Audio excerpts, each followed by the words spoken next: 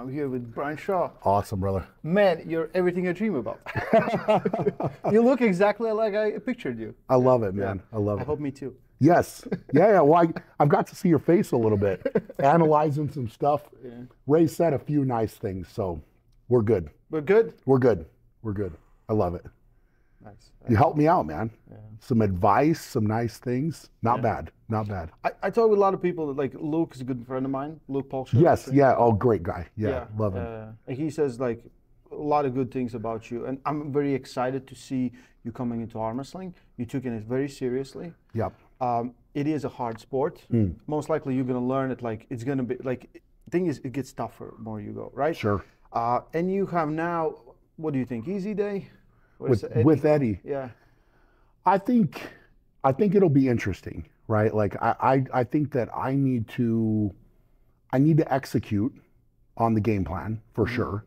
And I think if I do that, I don't think he'll get anywhere comfortable, and I think it'll be completely fine. But I think what he is wanting is to get me in a spot where I'm uncomfortable, and then potentially drag it out a little bit differently, and make me fatigue a little bit more, those type of things. So I think it's just me executing my game plan is what needs to happen, and then hopefully it's a good day, man. I think what I'm really wanting to do is to put the training on display, at least that I have done to this point, right? Because there has been work that has been put in. So if I can show up, I put that on display. I think it's that's my expectation, is to walk in and get the job done. So I'm excited. It'll be fun. Following Eddie at the start, I wasn't sure, and I picked you like 100% favorite. But Eddie has done a lot of work. Yeah. Like I give him credit to he has done a lot of work. Sure. And beating himself up and literally like fight training and this, it's very hard. I still like see you as a heavy favorite. Yep. But I expect him to like try something at least for those 4 rounds that he has to win. Right? I would agree. I mean, here's the thing: is Eddie is a competitive guy, right? Like we're both competitive, and so I think that will come out, and I don't think that he wants to get completely run over.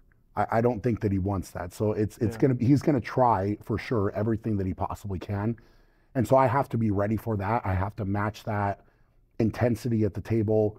Right, and I think that when we both turn it on and we go, I think it's going to be fun for sure. So it'll be interesting. I would agree. I mean, I said this a few different times.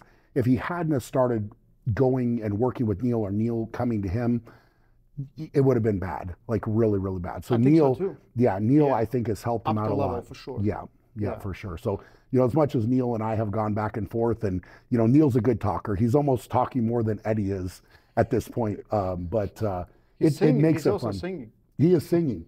I'll tell you what, man. That was something else, man. The singing from Neil was. I receive all those messages before everyone else. Yeah. And I'm like, I don't know how to respond. I said, you don't know what to say. Yeah. I'm like, this is good. It was something, man. It was something for sure. Yeah. So you prepared, you feel ready. This is just the beginning. This is just the beginning to put this on display, right? That's how I feel for sure. I mean, it's something where, to be completely honest, I don't think this would be happening if Eddie was the one that set this up, right? Like he contacted Don, he wanted it. Really? So, oh yeah.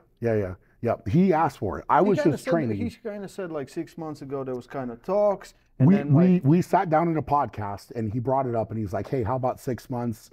And I didn't really, he says a lot of things, right? So it's true, like you don't really know what to put weight into or not. Yeah. And so, I think at that point I had told him I was pretty clear, like I was going to start training. I was, I think at that point, I had set up the first meeting with Devin for him to come out after that podcast.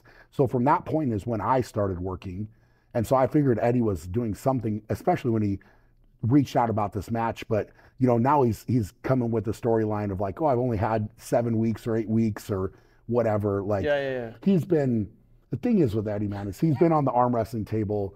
I've seen him at least a few different videos with different people, right? So I think he's dabbled or had interest, or Neil has showed him a few things before or whatever. But I think once everything was locked in and I was like, hey, I'll do it, I think he kind of had the oh shit moment of like, I better do something. Like, Neil, come help me for real.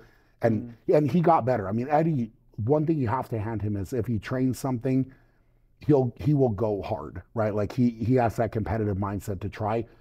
Was it enough time? You know, again, in training, how hard has he gone? This is what I would argue. Like, I don't know that he's felt enough pressure in training, you know, and if everybody's letting him go where he wants to go, Yeah. he may have a false sense of security of what it might be. Whereas, you know, me, I feel like the guys that I've got to go with on a weekly basis are stronger than Eddie. So like, I've already felt more than potentially he's going to be able to give me. We'll find out. We'll find out. Yeah, we're definitely gonna find out. Your first real super match, you had a mock super match, right? But this will be a real one, real referees, real rules, everything is there. There's Sure. stakes, right? You don't want to lose to Eddie Hall. No, of course not. Yeah, Right? yeah, yeah. That might be even worse than just losing, right? Yes. Here's the thing is, for sure, if that were to be the case, like Eddie he would dig in hard on that, right? Like, and it's not something where he may feel not any pressure. And I think like overall expectations are that I come in and handle him pretty easily. So if he's able to do anything, I think he will even try to harp on that. So it's, you know, it's one of those things where I know what's at stake, especially with Eddie, and it in a way it adds to it, right? Like, it makes it more fun. So, you know, it's you know, we're friends, but also like when it's time, man, we're gonna go for You're sure. competitors. Yeah, big right? time, big time. Yeah, Right. yeah. Yeah. There's no friends on table. No. Well, he'll hear about it from me, believe me, right? Like, if I win, he'll hear about it too. So it's not a one-way street there. Like, he doesn't want that either. We both don't want that. So as much as he might talk about it, I'll let him know and I'll remind him for sure. I'm excited. I see you are ready. I see you are very well prepared. Yeah. Also on this card, we have Levin versus Jerry. That's awesome, man. Yeah, you It's saw gonna be Levin? great. Yeah. That is the goal, right? Yeah, Even for man, you, of right? course. I mean, it's something where there's definitely levels within arm wrestling. I completely understand that, but it's, you know, as I've said many times, you know, for me, I like that challenge, right? Like, I like the competitive nature of it, but I also like a challenge. And for me, I'm so competitive that I understand it's a big level, right? Like, and you know, if I didn't want to try to get to that level, then why would I start? So, you know, it's going to take some time. I'm not saying it's going to happen next month or next year or whatever, but I think it has to be the objective, you know, to try to climb to that level. And I think it's learning, understanding, gaining knowledge, gaining practice, like all this has to happen. But I think it's fun to have something to shoot for like that. It's awesome, man. I'm super excited. Brian Shaw, Eddie Hall, King of Table 13, live on pay-per-view. Gonna be good, man. Tune in, guys, for sure.